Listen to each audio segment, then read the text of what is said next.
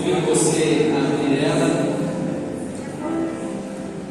no livro do profeta Samuel. Samuel, 1 Samuel, são dois livros. Na verdade é primeiro, porque ele primeiro Samuel.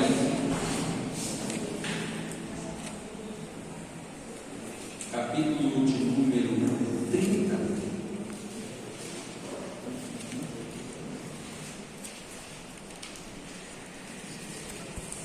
Primeiro Samuel, capítulo de número 30.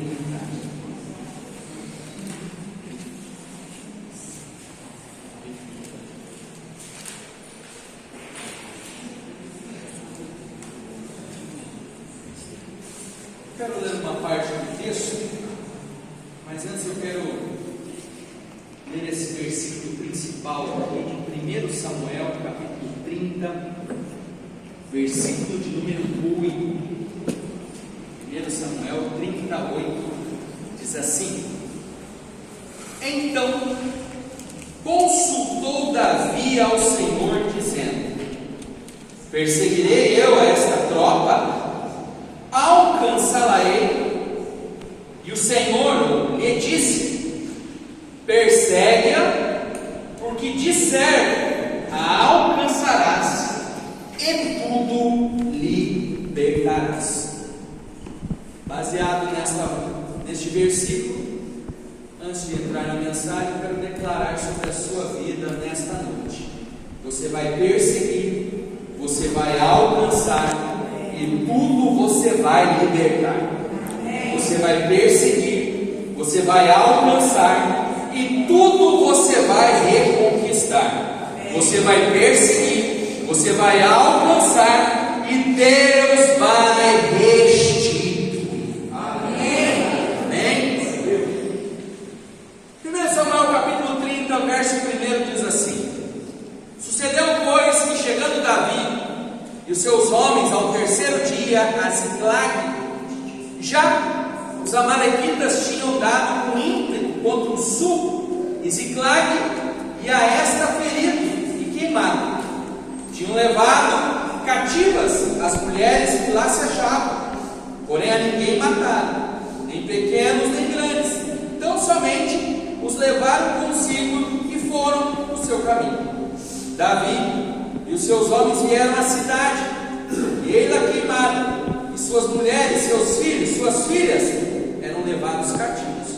Então Davi e o povo que se achava com ele ergueram a voz e choraram, até não terem mais forças para chorar. Também as duas mulheres de Davi foram levadas cativas, Ainoã, Jezreelita, e Abigail, a viúva de Nabal, o carmelita. Davi muito se angustiou, pois o povo falava em apedrejá-lo, porque todos estavam em amargura, cada um por causa de seus filhos, de suas filhas. Porém, Davi se reanimou, se esforçou no Senhor seu Deus. Disse Davi a Abiatar, o sacerdote de Ameleque: Trazei-me aqui a estola sacerdotal. E Abiatar a trouxe a Davi. Então consultou Davi ao Senhor, dizendo: Perseguirei o bando, alcançá-lo-ei? Respondeu-lhe o Senhor: Persegue-o, porque de fato o alcançarás, e tudo libertarás. Partiu, pois, Davi, ele e os 600 homens que com ele se achavam. Chegaram ao ribeiro de Beor, onde retardatários ficaram. Davi, porém, e 400 homens continuaram a perseguição, pois que 200 ficaram atrás, por não poderem, de cansados que estavam, passar o ribeiro. Acharam no campo um homem egípcio, trouxeram a Davi, deram-lhe pão e comeu, deram-lhe a beber água, deram-lhe também um pedaço de pasto de figos secos e 2 cachos de passas, e comeu. Recobrou então o alento, pois havia 3 dias e 3 noites que não comia pão nem bebia água. Então lhe perguntou Davi: De quem és tu? De onde vens? Respondeu o moço egípcio: Sou servo de uma amalequita, e meu senhor me deixou aqui porque adoecia 3 dias. Nós demos com ímpeto contra o sul dos Queretitas, contra o território de Judá, contra o lado sul de Caleb, usemos como em Ziclag. Disse-lhe Davi: poderias descer e guiar-me a esse bando? Respondeu: jura-me por Deus que não me matarás, nem me entregarás nas mãos do meu senhor, e descerei e te guiarei a esse bando. E descendo guiou.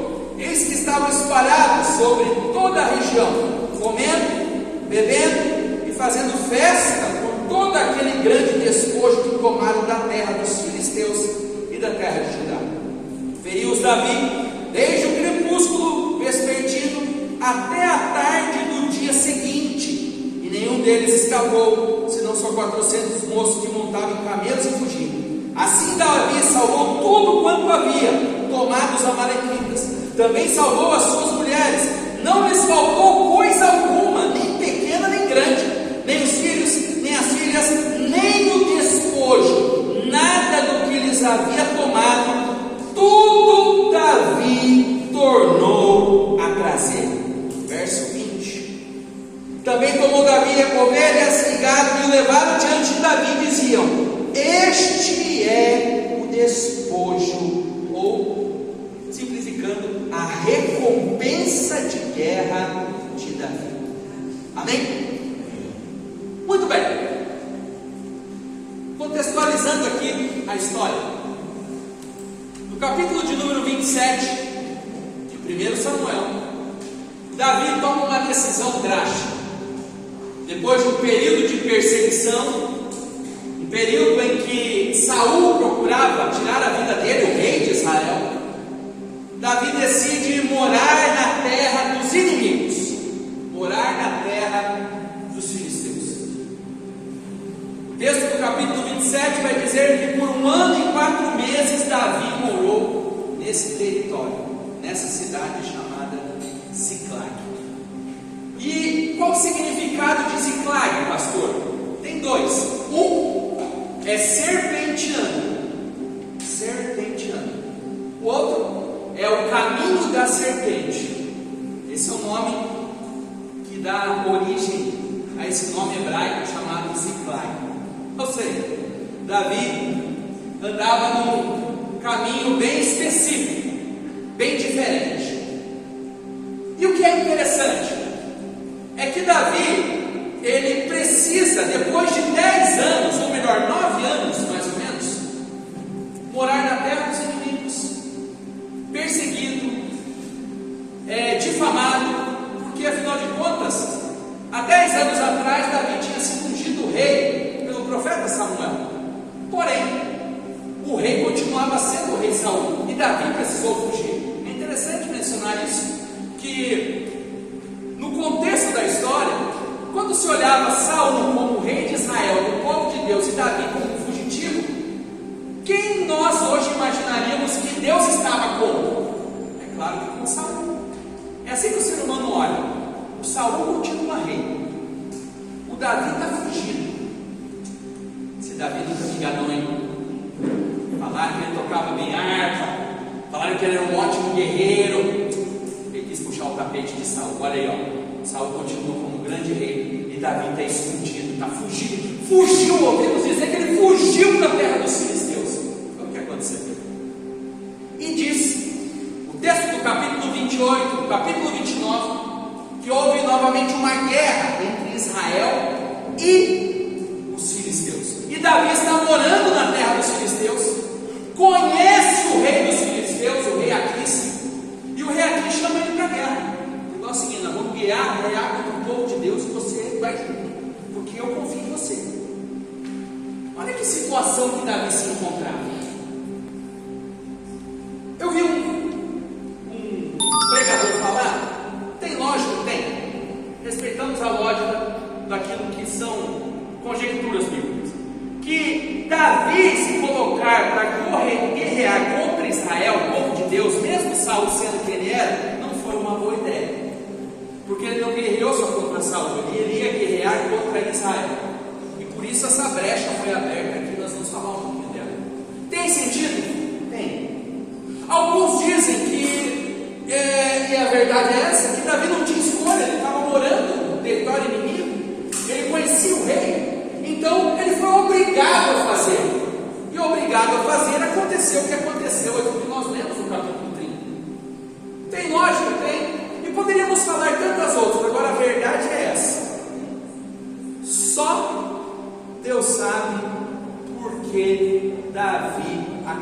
tendo que sair da sua casa, deixar a sua família, e depois aconteceu tudo isso que aconteceu.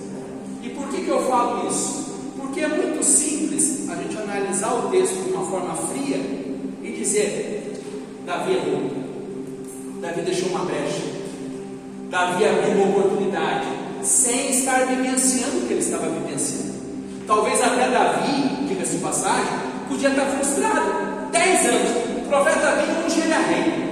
Aí Saul continua como rei. Ele tem que fugir, está fugindo 1 ano no território inimigo. Talvez Davi pense assim: quer saber?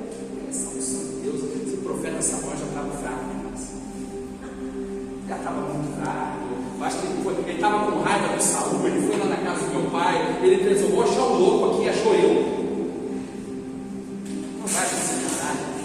Quer saber? Eu vou guerrear contra Israel. Pode ser, pode.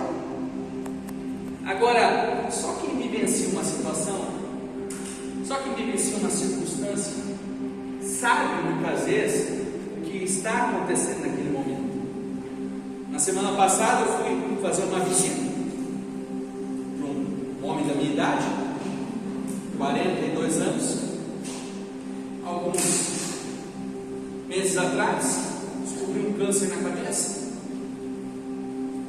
evoluiu, e foi orado, família cristã, crente, trabalhando na igreja, e uma situação delicada. O pai e a mãe, já com mais de 60 anos, cuidando. Você ora, você conversa, você aconselha, mas, por exemplo, eu nunca vivenciei essa situação, e espero não vivenciar. Só quem vivenciou a situação dessa, um pai e uma mãe cuidando do filho,